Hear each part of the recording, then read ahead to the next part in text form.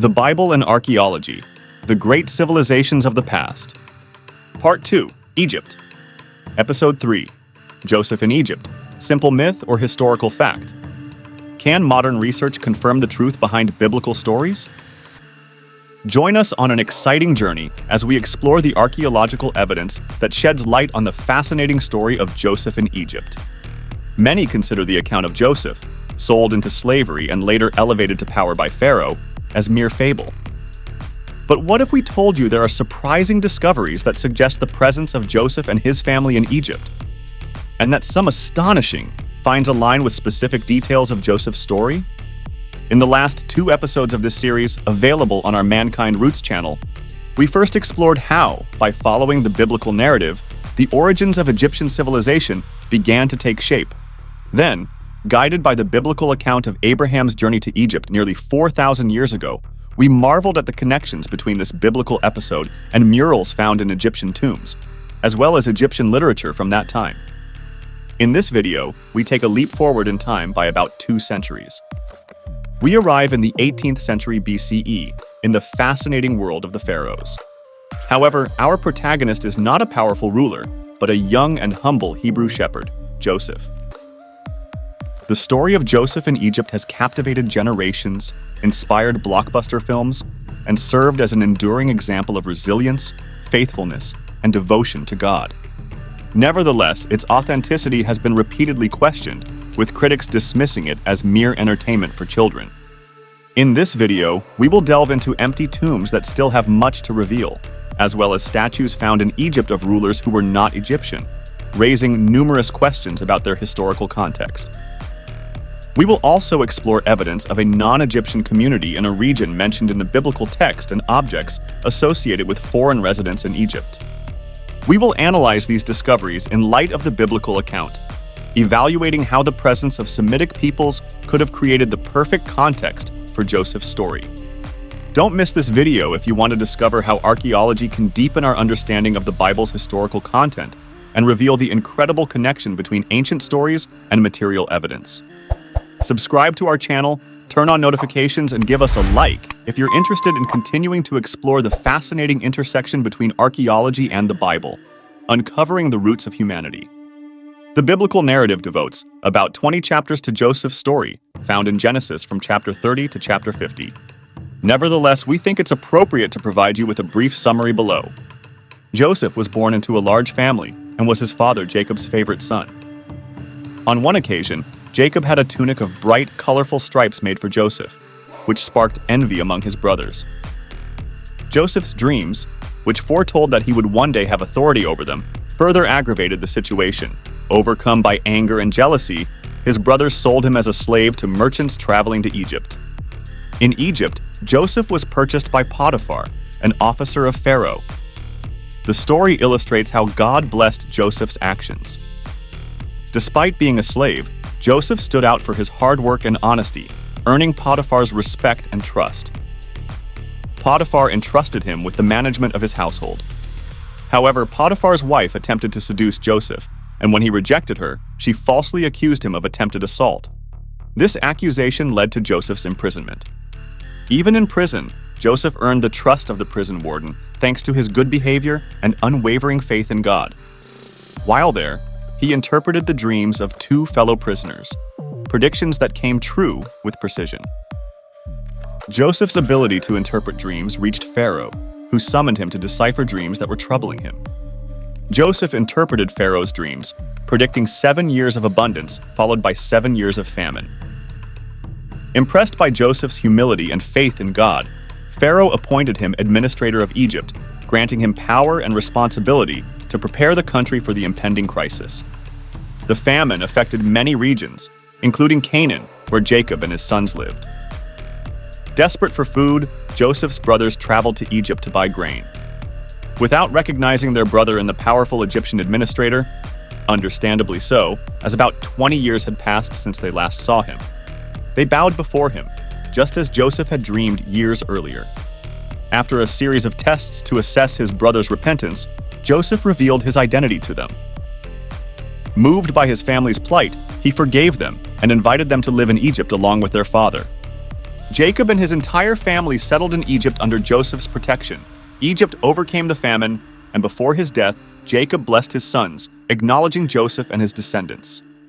This episode left an indelible mark on the history of the people of Israel, and by extension, on those who, through the centuries and into the present day, have embraced this story as truth, influencing the hearts and minds of millions. What evidence exists for the biblical account of Joseph in Egypt? To begin, let us place ourselves on the timeline and determine how we can establish the date when Joseph arrived in Egypt. We will uncover this date by following the chronological clues contained in the biblical record. In our previous installment, we saw that Abraham moved to Egypt between the years 1946 and 1932 BCE. Abraham was the 10th generation from Noah through Shem and was born 352 years after the flood. Thanks to the chronology in the book of Genesis, we can establish that Abraham was born in Ur of the Chaldeans in the year 2018 BCE. This was also covered in part 1 of our series, The Bible and Archaeology Mesopotamia, which you can find on our channel. When Abraham was 100 years old and under miraculous circumstances, his wife Sarah, who had been barren until then, bore him a son named Isaac. This occurred in 1918 BCE. At the age of 60, Isaac and Rebekah had twins, Esau and Jacob, the father of Joseph. This event took place in 1858 BCE. After many complications and deceptions from his father-in-law Laban, Jacob became the father of Joseph, born to his favorite wife Rachel, when Jacob was 91 years old, placing this event in 1767 BCE. When Joseph was sold as a slave to the Ishmaelites, he was approximately 17 years old. Therefore, we can place Joseph's arrival in Egypt around the year 1750 BCE. Is there any significant event in 18th century BCE Egypt that we can link to the biblical account of Joseph? Historians agree that around the 18th century BCE, the continuous immigration of peoples from Canaan culminated in the Semitic invasion, which eventually led to the capture of Avaris, a city located in the region the Bible calls Goshen, where the Israelites lived for 215 years, from 1728 to 1513 BCE. Around 1650 BCE, at the end of the Middle Kingdom, Egypt faced a period of crisis. During this time, a foreign people known as the Hyksos emerged as a dominant force in the Nile Delta, marking the beginning of the Second Intermediate Period.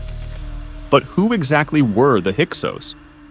The term Hyksos comes from the Egyptian Heka Kasut, meaning rulers of foreign lands. They were a group of Western Semites, possibly originating from Canaan, who took advantage of Egypt's weakened state to infiltrate and eventually govern the region.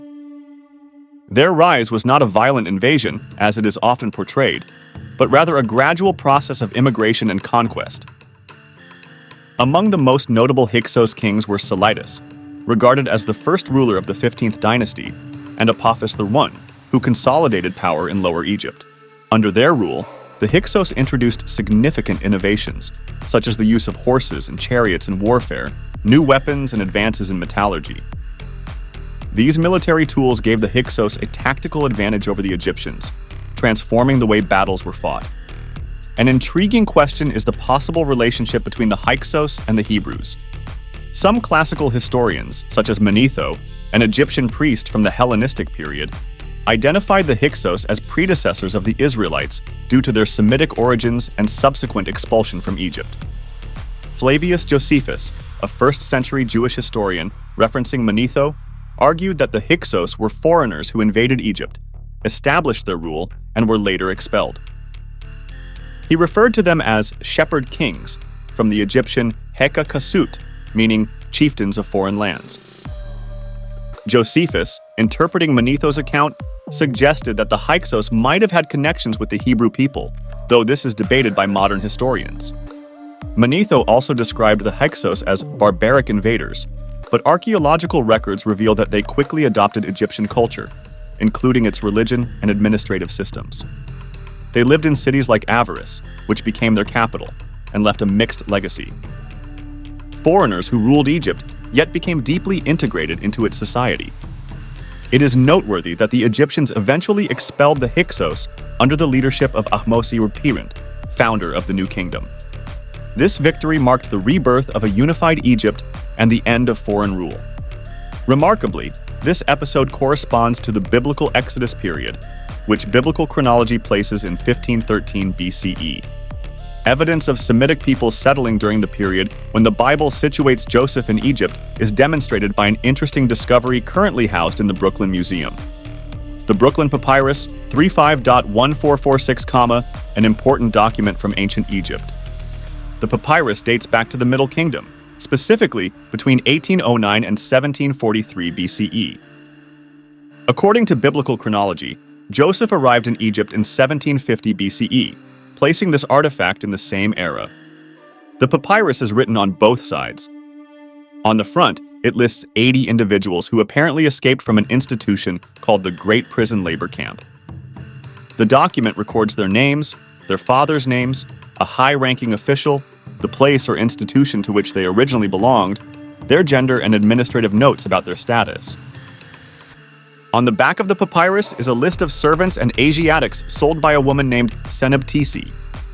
The papyrus is of great interest to researchers because it contains many Semitic names, which the Egyptians referred to as Asiatics, including Menahema. Similar to the Hebrew name Menahem, meaning comforter. This name appears in the Bible as one of the kings of Israel, who ruled for 10 years, approximately around 790 BCE. Some of the names included in the list, such as Issachar, Asher, Mina, and Shifra, are clearly of Hebrew origin. These same names also appear among biblical characters, serving as undeniable evidence of the presence of Hebrews during that time. In Moses' era, Shifra was one of the midwives who protected the lives of male children. Other Semitic names include Sakara, related to the Hebrew sakar, meaning reward or wage. Asherah, associated with the Semitic goddess Asherah, possibly reflecting religious beliefs brought by these peoples. Anani, a Semitic name that may derive from the Hebrew Anan, meaning cloud. The Bible also mentions the variant Anani. Aparel, though Egyptian in structure, contains Semitic elements, such as the particle El, meaning God in Hebrew and Aramaic. This name is clearly recognized as Hyksos and reminds us of the Chatti, vizier or second in command, during the reign of Amenhotep III. These names illustrate the cultural diversity and interaction between Egyptians and Semitic peoples. Moreover, they reflect how these foreign communities became integrated into the social and economic fabric of Egypt during that time. The appearance of Semitic names in the Brooklyn Papyrus 35.1446 serves as compelling evidence of the significant presence of foreigners of Semitic origin in Egypt during the 13th dynasty. This archaeological discovery not only confirms the existence of a foreign population within Egyptian territory, but also provides a historical framework consistent with the biblical account of Joseph and his family settling in Egypt. This documented evidence strengthens the historical credibility of the events described in the Bible, suggesting that the story of Joseph is not merely a myth or legend, but rather fits into a real and plausible context where interactions between Egyptians and Semites were frequent and profound. Another document that draws our attention is the Turin Canon, housed in the Egyptian Museum of Turin, from which it takes its name. The Turin Royal Canon, also known as the Turin Royal Papyrus or Turin King List, is a highly valuable historical papyrus written in hieratic script. The text is dated to the time of Ramses II, around the 13th century BCE, though it may have been written later. On one side, the Turin Royal Canon contains a list of names of people and institutions, as well as what appears to be an estimate of tributes. However, the most important information is found on the other side of the papyrus, where it lists gods, demigods, spirits, mythical kings, and human rulers who governed Egypt. This list includes the names of rulers from the beginning of time up to the period when the document was composed, along with the duration of their reigns. The Turin Royal Canon is a fundamental document for understanding the chronology of ancient Egypt, as it provides a list of rulers believed to have governed since the beginning of Egyptian civilization. The document places the Hyksos rulers within the 15th and 16th dynasties, allowing us to situate their reign in the chronology of ancient Egypt and better understand the historical context of their rule. In particular, the 15th dynasty, governed by the Hyksos from the city of Avaris, reached its peak approximately between 1650 and 1550 BCE. The 16th Egyptian dynasty, approximately 1650–1580 BCE, coexisted with the 15th dynasty, ruled by the Hyksos.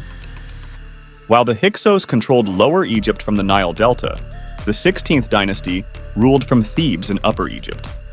Although the names of the Hyksos rulers were not inscribed within the cartouches that traditionally frame the names of pharaohs, the hieroglyphic text Heka-Kasut was added to indicate their status as foreign rulers.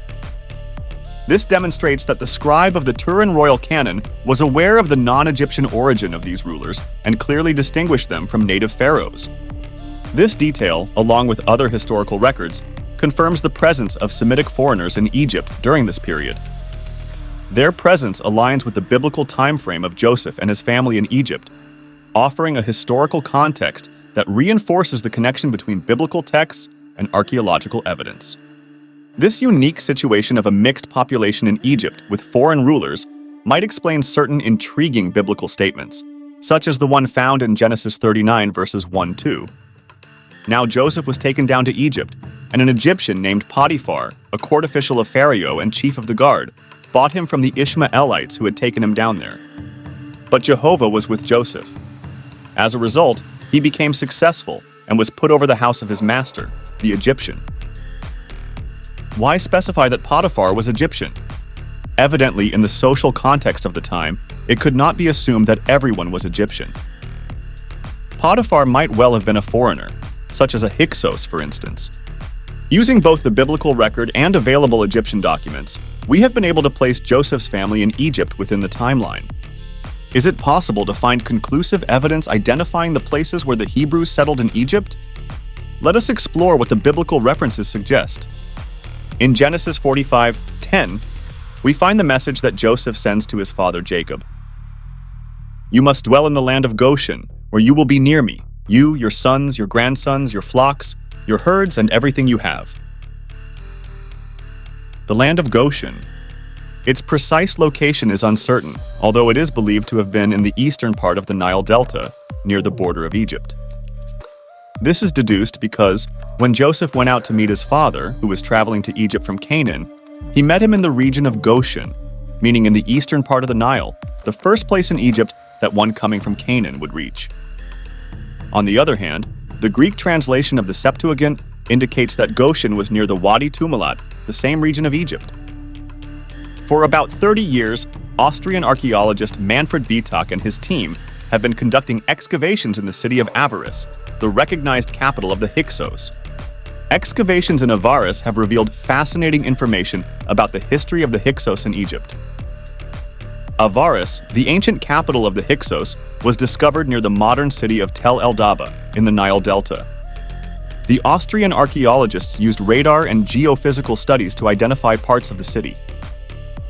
Avaris is believed to have had a population of between 25,000 and 30,000 people and covered an area of 250 hectares.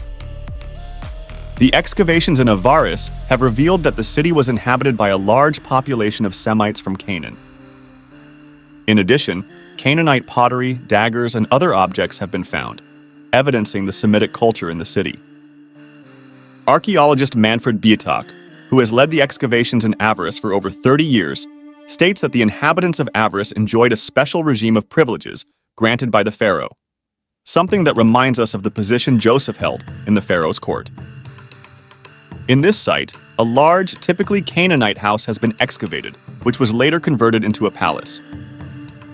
This suggests that the original owner of the house was a wealthy individual who later rose in social rank.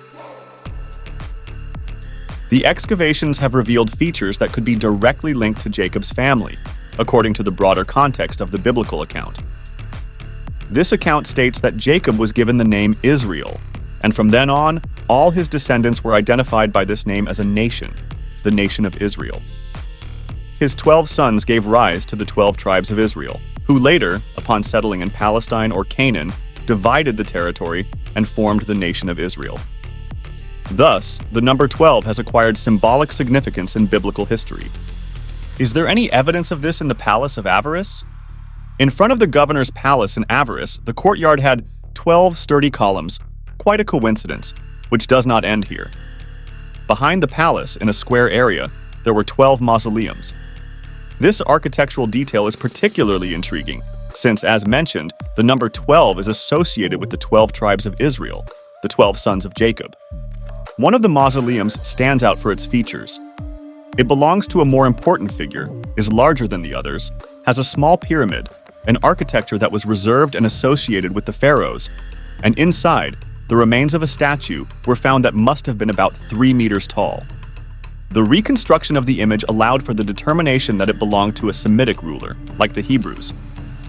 This is inferred from its features, such as the mushroom-shaped hairstyle and the vertically striped tunic of vivid colors, similar to the mural depicted in the tomb of Beni Hassan, dating back to the time of Abraham, which we analyzed in our previous episode, and like the one Jacob gave his son Joseph, which sparked the envy of his brothers. It is reasonable to assume that, after his death, Joseph would have preferred to be remembered for his Hebrew origin, with his characteristic attire, rather than for his past as an Egyptian official. The tomb was empty, the body of the deceased was missing. This exactly matches Joseph's wishes. According to the biblical account, before he died, Joseph asked that the Israelites take his bones to Canaan when they left Egypt. The text of Joshua 24 verse 32 confirms the fulfillment of his request.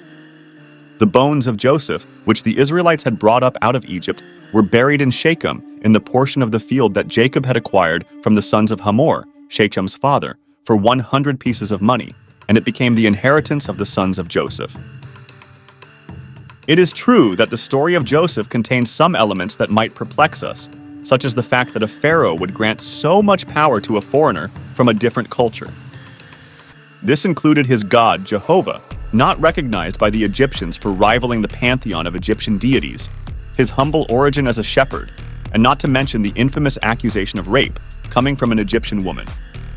It is possible that an Egyptian pharaoh might have looked down on his background. However, as we have seen during Joseph's time, the Hyksos, the foreign rulers, were beginning to exert notable influence in Lower Egypt, which culminated in their complete domination of the region. Notably, the Hyksos were distinguished by their military preparedness, and we might relate them to the Arameans or the Assyrians, highly militarized peoples. While it is unlikely they were the Assyrians, who by the 2nd millennium BC had gained considerable autonomy in the region, we can relate the Hyksos to the Arameans, excluding the Canaanites, such as the Amorites, Jebusites, Sidonians, etc., as they were peoples of Hamitic origin, unless we wanted to include them among the Semitic peoples solely for geographical affinity. If the Hyksos were related to the Arameans and Canaanites, Joseph would certainly have found himself in a favorable position. His great-grandfather Abraham had lived in Haran until the age of 75. In fact, the Bible also refers to him as Abraham the Aramean. Joseph's father, Jacob, had lived about 20 years in Haran and married an Aramean, Rachel, making Joseph half Aramean. Would a Hyksos pharaoh, familiar with the Arameans, have granted special powers to a half-Aramean Hebrew like Joseph? By following the biblical chronology and historical facts, we see how the biblical narrative appears logical and coherent. This should not diminish the importance of the biblical account, particularly when it emphasizes that Joseph received this special treatment not because of his ethnic background, but because of his attitude and God's blessing. This historical coincidence within the political and social context of Egypt at that time also sheds light on a biblical episode that some have questioned. It is mentioned in Genesis 47 verse 7.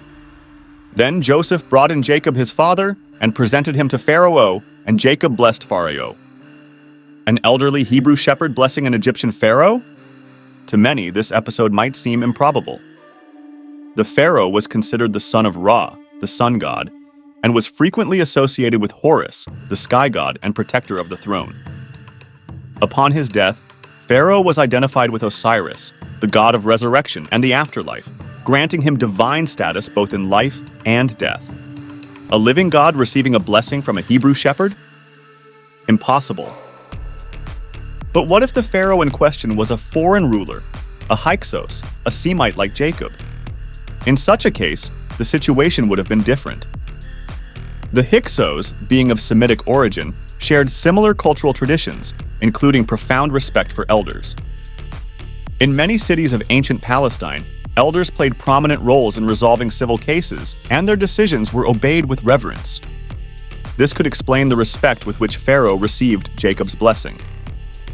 It would not have been a simple courtesy, but a recognition of Jacob's status as a respected patriarch in a tradition common among Semitic peoples. The governor's palace at Avaris, dating to Joseph's historical period, with its 12 columns and 12 tombs, as well as the statue of a Semitic ruler with astonishing details corresponding to the biblical description of Joseph, are not the only findings in Avaris that capture our attention. In antiquity, seals were essential tools used by individuals of certain prestige and social importance. They served to authenticate documents, such as commercial contracts or various types of agreements. In Avaris, seals of different kinds have been discovered, including several scarab-shaped seals with inscriptions bearing the name Jacob in its Semitic form, Yaakov HR. In other cases, the same name appeared as part of compound names. It is not improbable that Jacob, being in charge of a fertile region, might have possessed a personal seal to validate commercial and administrative agreements, which aligns with the common practice of that time. Other seals were cylindrical in shape and designed so that, when rolled over a soft surface like clay, the engraved image would be precisely imprinted. In the palace of the Semitic dignitary of Avaris, a cylindrical seal has been found that surprises us with the symbols it contains. To our astonishment, these symbols can be associated with 12 distinct components, the 12 tribes of Israel. This seal, also called a bulla, features a series of symbols that some interpret as representations of the 12 tribes of Israel, based on Jacob's blessings in Genesis 49 and Deuteronomy 33. Let us analyze some of these symbols and describe their possible connections to the biblical text. Deuteronomy 33 verse 17 states the following about Joseph. His splendor is like that of a firstborn bull, and his horns are the horns of a wild bull. With them he will push peoples altogether to the ends of the earth. They are the tens of thousands of Ephraim, and they are the thousands of Manasseh.